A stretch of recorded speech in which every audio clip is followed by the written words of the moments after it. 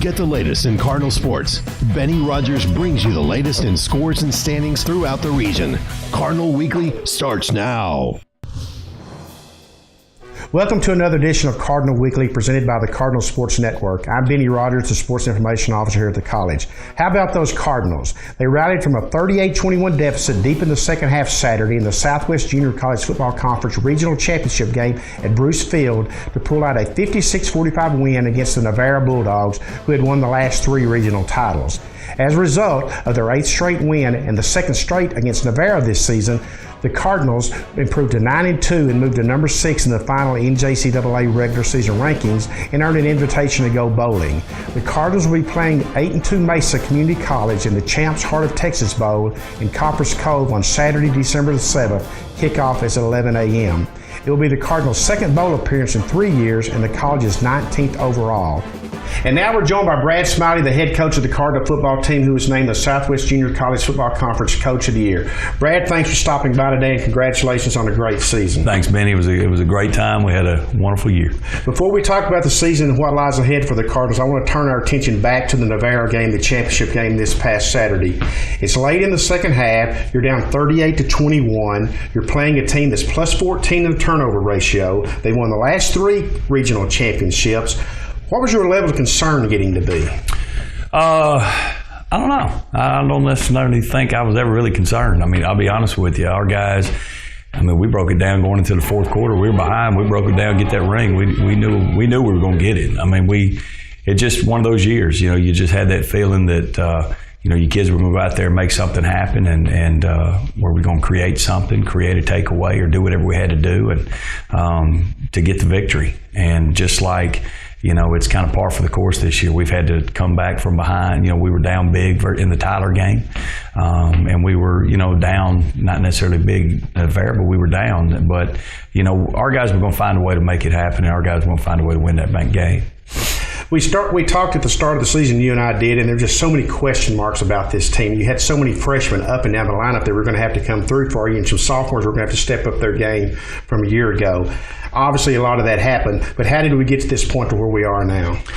Well, I tell you what, these kids, the young men on our team are just an amazing group of kids. It's been a lot of fun. It's been one of those teams that, I've been doing this for 19 years in college coaching, and it's one of those teams you'll remember forever. Just the personalities, the way everybody just fit together, great chemistry, great work ethic, great work habits, very unselfish.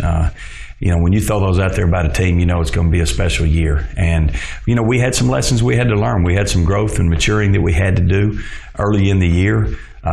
We started out, we were a 1-2 ball club after the first 3 games with one big win in there against a nationally ranked opponent and a couple tough losses and close games. But, somebody said, the other day after the game, golly, if we just got Kilgore or the Iowa Western win losses, and I said, well, you know what? To me, to be perfectly honest, we needed those losses because we learned more from the losses than you gained from the wins. To be perfectly honest, in this type of situation, and when you're dealing with 18-year-old young men and freshmen, they're a little bit green about the whole college experience, college football, and how to win games at this level. And we needed those things to happen so we could learn from them, just about the game in general, and prepare ourselves to go win the rest of the league. Being with the squad all season, Brad, and being on the road with you, those 3 straight road games now, I look back at this season, I think this team kind of came together those 3 straight road trips. You had tough opponents. You were playing all on the road. There was a lot of traveling. They weren't short trips. And it seems like me that's when the team really came together. Well, personally, I feel like this team started to come together in July. We had so many guys here in the second summer session working together. But just as a team on, hey, this is how we're going to win, and when they go out there and execute the plan, that we preach and have preached around here the last couple of years, I guess you'd say that was a big part of it because they know how to get it done. You've instructed them how to get it done. What are the certain points of emphasis you want to use in the games? But the biggest thing that you got to have on your side if you're going to win championships is confidence. And coming off those tough road games, beating number one on the road, you gain a lot of confidence in that game. And then going up an overnight trip, longest road trip of the year, up to Northeast Oklahoma, Miami, and win that one, a 2:00 game. You dealt with rain. You dealt with rain before when you beat number one. There was so much adversity that was going on around the team and things that we had to deal with. The resiliency that those kids kept showing, that it really didn't bother them, and we were still able to go out there and get the victories. We just gained a lot of confidence off that. And then to go down to Blinn, we were tired, beat up. It was really the first game where we had a few guys missing due to injury. And, just the next guy steps up, plugs in, and goes out there and takes care of business. So, correct. Off that 3-game road trip, you're looking at a lot of confidence you built. And then, of course, you come home to play an undefeated team who's ranked number 3 in the country and beat them in front of a great crowd at your home stadium, to almost finish out the year. So you're right. Just that whole stretch right in there. And, of course, they're all special. We've won 8 in a row. Right. So, there's so many things you can point to, but we did gain a lot of confidence off that road trip. I thought one significant point of the season was, you mentioned the NEO game. You go up there, they return the opening kickoff for a touchdown. It's their homecoming game, and this team didn't even blink an eye. Just came right back and just thumped them. Right. It really was. It was the game started a lot of emotion. A lot of high emotion in that game. It was a homecoming game for them. We're playing our former offensive coordinator. Some pregame. Like I said, it threw our whole pregame off because it rained all morning, stormed. We were having to adjust and do what we had to do. We go out there, everybody's pumped up, and you're right, they go 100 yards for right off the bat, you're down 7-0. And you're right. The kids just rolled right off the bat, no big deal. We go 30-0 from then on out and be 37 at halftime. And again, just one more thing that you could point to this year just shows a great amount of resiliency that this team has showed. You mentioned earlier the freshmen that have come through. We talked about that. But you've got a group of sophomores on this team that endured last year, which was a major disappointment. Everybody will admit that. What roles did they play in the success this year, starting back as early as the spring? Well, last year was a difficult year because, you're coming off of a great season in 11, really 2 great seasons. You're going championship game. The next year you're in 11. We felt like, some things injury-wise kept us from winning it that year, but we go to a bowl and get the reward. And then last year's crew, I don't know if they just felt like maybe, hey, it was just going to be easy or whatnot, but it never really came together. And we had so much talent. 19 guys signed Division I scholarships, but we didn't win many ball games. And I think that was something that the sophomores this year could look at and that we pointed to going, hey, it's not just about talent. You've got to put in a great amount of work and a great amount of effort into building team chemistry and unity and things like that. And that's what we spent time doing this off season. So you're looking at, for us, an off season that started the previous November, and we got a full month in of off season before spring rolls around. And then we had a great spring, get some transfers in, and you start building from there. And then for me, in July, the leadership that stepped up in our sophomores, where, at 6:45 in the morning, we're running every morning, Monday through Thursday during summertime. And to me, that's when I thought this whole thing came together, because I think the sophomores saw the freshmen's commitment, and their leadership stepped up, and the work ethic was all there. It was really easy. It was an easy year. There weren't many issues. Guys were working hard. Everybody had bought in right off the bat. And, the only thing left was we got to learn how to win on the field and doing things and taking care of the ball. And, in our stretch run there at the end of the year and the playoffs and all, we stopped turning the ball over late, and just started figuring those things out. Brad, I think your coaching staff has done an outstanding job this year. Talk about those guys. Unbelievable. It really was. These guys have, they handed me the Coach of the Year trophy, and first thing I did was hand it to Coach Reed and said, this is y'all's. They were amazing this year. They did such a great job of handling the kids on the field, off the fields, in the meeting rooms. Really, I thought just a great job of working with them individually one-on-one when certain problems would arise, and they never really turned into major issues because we would just handle the problems. Everybody got to them before anything really became big, and did a great job of handling the young men as far as not allowing egos to be a part of this. We had, I think, 18, 19 guys scored touchdowns this year. Every running back on the roster touched the ball. Every tight end caught a ball. Every receiver caught a ball that was certified to play. I mean, it was just unbelievable. 3 quarterbacks playing throughout the year. We kept rolling offensive linemen. And, of course, on defense, we've always played between, about 30 kids a game. So to just not let it matter who was getting the credit, who was getting the catches, who was getting the carries, who was scoring the touchdowns. And you look at our all-conference team, and, on the offensive side of the ball, I think we didn't get a lot of kids recognized because we didn't have gaudy stats, because we didn't have that one guy. And there was 3 teams that run the ball exclusively, and they have that one guy, so they're racking up the carries and the yardage. But you put our 4 or 5 backs together, our carries are less than them, but our yards were greater and our yards per carry. So to me, it just showed we got an exciting group of playmakers. A lot of them are freshmen. But some of the sophomores, with Trent Moman and Frankie Okafor and Anteric Maxey brought to that receiving group, young, talented guys, but they showed them how to work. And they stay after practice and catch balls and run routes. And, Trent Moman shows everybody just what great effort. He's the consummate, unselfish player. He could care less if he catches a ball. He just wants to go out there and whip somebody. He wants to block and pancake and, every now and again, throw me a jump ball for a touchdown and I'll go get it. But the guy was amazing, and he really was. John Thomas, with that group of playmakers as well, with the running back tight end group that I coach, just great leadership and work ethic from him. The offensive line, Joel Valadares, who's been here for 3 years, redshirted the first year and then started every single game last year, was our only lineman to start every game last year with all 6 sophomores and 5 Division I signees. So, he brought a lot to that room. And then, of course, Ryan and Hunter, both 2 sophomore quarterbacks that really just, the whole thing this year was count on me. That was everything that we talked about. It was on the back of our shirts. And it'll be on the ring. I mean, it was just, that's what it was. A bunch of guys being accountable for themselves, to the team, handling their business off the field, not putting themselves in a situation where, this guy missed, morning walkthroughs on game day. Here he was late for a meeting, so now coach has got to bench him, or we're not going to play him, or because they know, we're going to hold them accountable as well. And these kids did a great job of doing that. So I was just very, very, very pleased with that, and it starts with the coaching staff and the guys at the top of the totem pole. The leadership that they showed, the accountability that they showed, and the fact that we're going to hold them accountable was really incredible. So, great additions.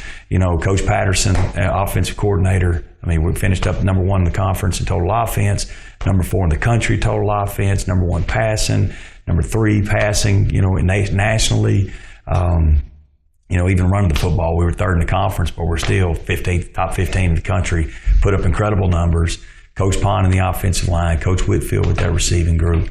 And then defensively, Coach Reed had been here every step of the way for 7 years. He was here with me 2 years, 98, 99, part of that championship. This is 2 years in a row we've played dominant defense. And finished, 1 or 2 in almost every category defensively.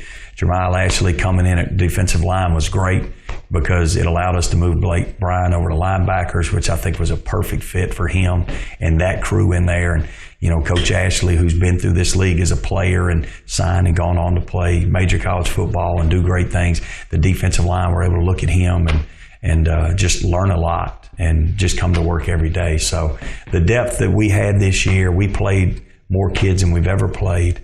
Everybody had a role in it. The guys scout teaming, coaches getting those guys ready to play and ready to practice. I mean, we've got former all-conference players on our scout team that just weren't, eligible or allowed to play this year. And, it just made for a great atmosphere, great work atmosphere. As we turn our attention to the bowl now, coming up against Mesa, what are the benefits from going from a bowl? I mean, I know obviously there's a wide range of benefits, but as far as the football goes, and as far as 3 more weeks of practice with your freshmen, that's 3 more weeks that you wouldn't have got with them on the practice field, so to speak. Right. I mean, I look at the bowl games very similar, to when I was at Division I level. It's an extra spring practice for your young guys. The guys that didn't play a whole bunch, the guys, you get some extra work with them, for the last, 2-3 weeks of the season. They weren't getting a lot of full contact, full pad work. Practices start getting shorter because you're just trying to get your horses to the race. But, for me, getting extra work with those young guys, the extra spring ball, extra development, and we're so young anyway, it's perfect for us because of the freshmen and things like that. But from the football side, for us, we get a chance to hit 10. I mean, 10's the magic number. When you're talking college football, you get double-digit wins.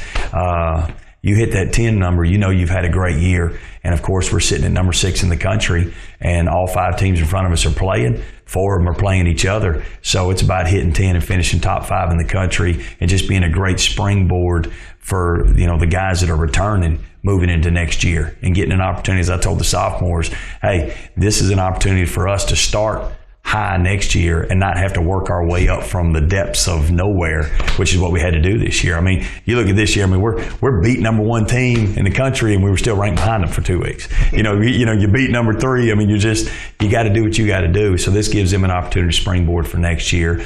And then, you get a chance recruiting wise. It's a nice feather in your cap. Hey, we're going to a bowl. It's a great experience, And really for me personally, as I told the guys the other night when I told them we were playing Mesa, this is one more game for this team to be together because it's a special group of guys. And it really is a special group of guys, special team, and just one more opportunity for them to go out there together and just lay it on the line together. As we close out, Brad, and we do thank you for stopping by this week, let's talk about recruiting real quickly. Why should a young man want to come and be a Cardinal? Well, obviously for me, for the last several years, what we've preached is it's an opportunity to grow in several aspects. You're gonna get a chance when you come down here to grow academically, because nobody's done it better than us the last couple of years. We've put more guys in Division I football than anybody in the country in the last several years, and we take a lot of pride in that. And last season we didn't have a great year on the field, so we couldn't really point to the winning side last year, but they all understood, hey, it's about coming in and taking care of business and moving on. Now we're conference champions. We're the first team in 4 years to win both the regular season and the regional championship. No other school, no other coach has done that in this league. You're going to finish. You're going to get an opportunity to play the best teams in the country. You get an opportunity to be in the mix nationally. But we're going to get you out, and we're going to get you to move on to the next level, and play Division I football, which is what everybody's coming here to do. They just didn't have the opportunity out of high school. But then third, I think the guys around here are going to get an opportunity to really grow as a person and grow personally. You're going to meet a lot of great people, a lot of great friends, a lot of great fans, a lot of great supporters on this campus that are going to bend over backwards to help a young man or a young woman, any athlete or non-athlete that comes to school here. The support on campus, the administration, the teachers, the instructors, everybody at Trinity Valley wants to see people succeed. That's what this place has always been about. That's why there's so many success stories that have come out of this school, and everybody takes a lot of pride in that.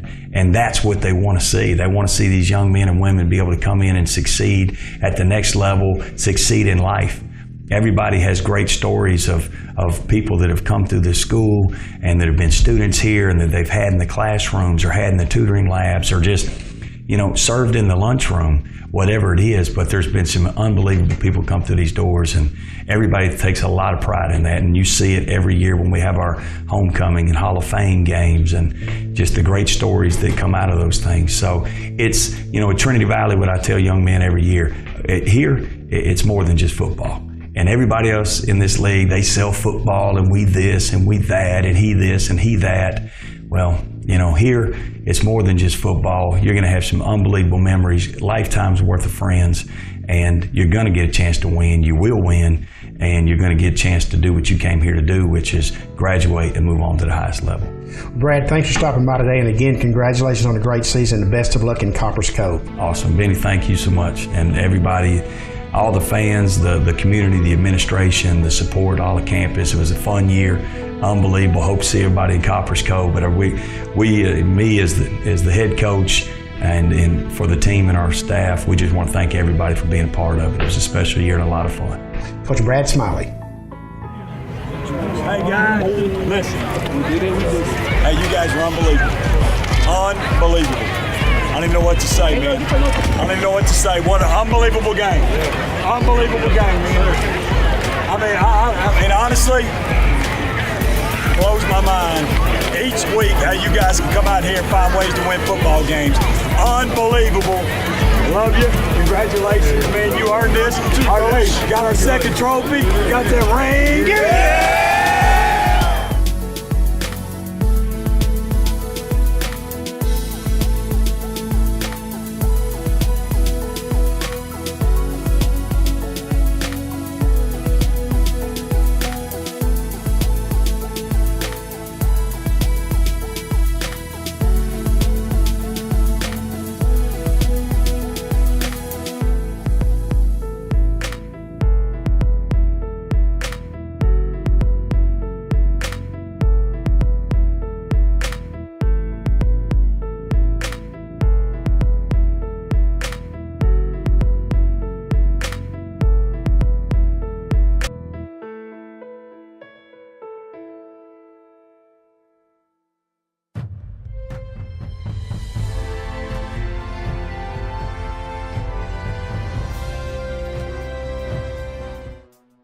The Lady Cardinal volleyball team wrapped up the most successful season in school history this past weekend at the Region 14 tournament in Tyler.